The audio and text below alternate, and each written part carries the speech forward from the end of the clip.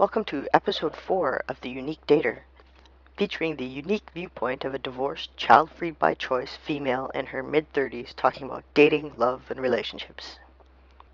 In this episode, I'm going to dream a little, and I'm going to share my dream with you. I'm going to talk about the guy I want to meet, and date, and fall in love with, and, well, enjoy as long as we're both happy in the union.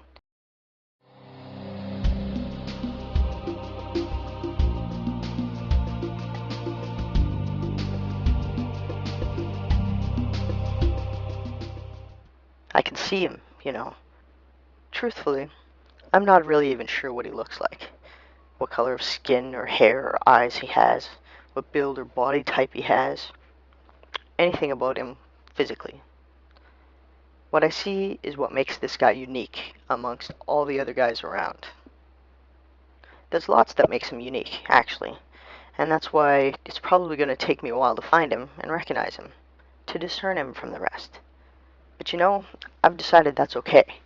I'm in no rush.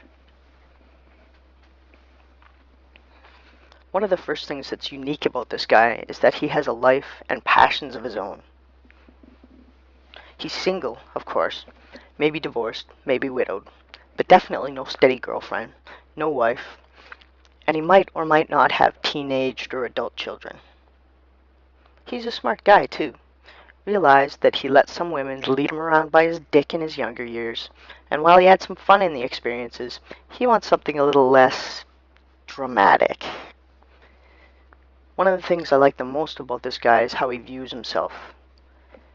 When sitting alone in a room, silently thinking about life, the universe, and everything, he's happy and hopeful and looking forward to what's coming next. He's like this day after day, month after month, year after year. Times of natural temporary depression like the death of a loved one or loss of a job aside.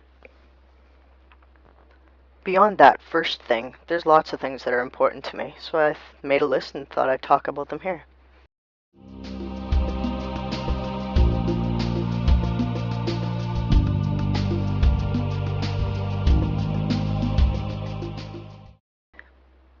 He's a light-hearted individual.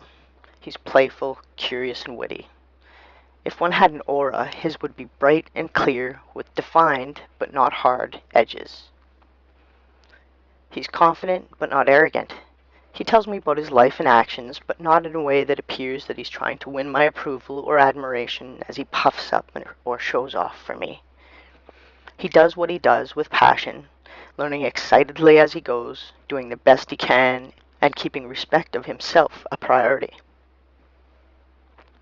He's well liked by the people around him, and he genuinely likes people.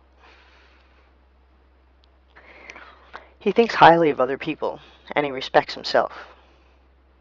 He believes you get what you give, but sometimes the getting doesn't come from the same place you gave to.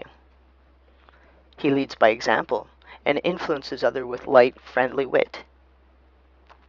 He chooses silence over sarcasm in any face-to-face encounter, but brings it out nice when watching rented movies or TV, so we can laugh together at the human truths without hurting anyone. He's an approachable leader and an influencer whose advice is sought regularly.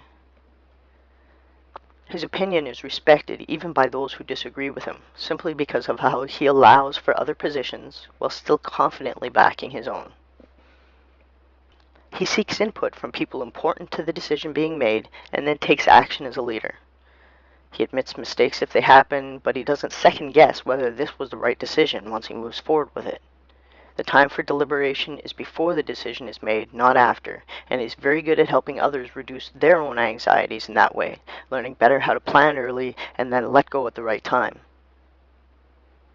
He considers other people's views in his decision-making process in relationships too, but takes full responsibility for gathering all of the views into one that is his own, that he works from when the time comes to deal with seemingly conflicting opinions and needs.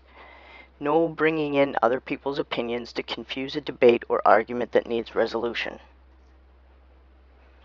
He gives room for other people to grow around him and encourages it differently for different people. He's highly observant and comfortable asking questions if something isn't clear to him, and he has a low degree of judgmentalism during the information gathering phase. He's got a keen sense of self and what actions will result in long-term happiness versus long-term demise of a relationship. And while he's not judgmental while gathering information, he has a strong sense of right and wrong in context of long-term happiness. And this will be the crux of our many information gathering philosophical debates in the early years.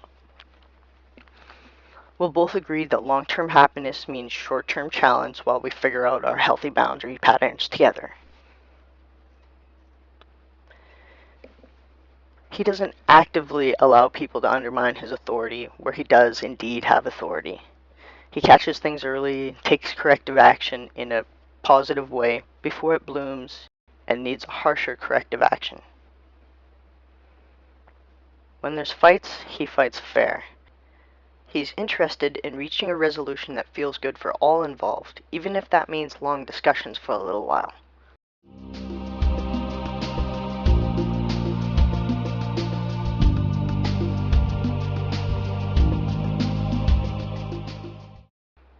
Wow, that's a pretty long list. And a pretty awesome guy.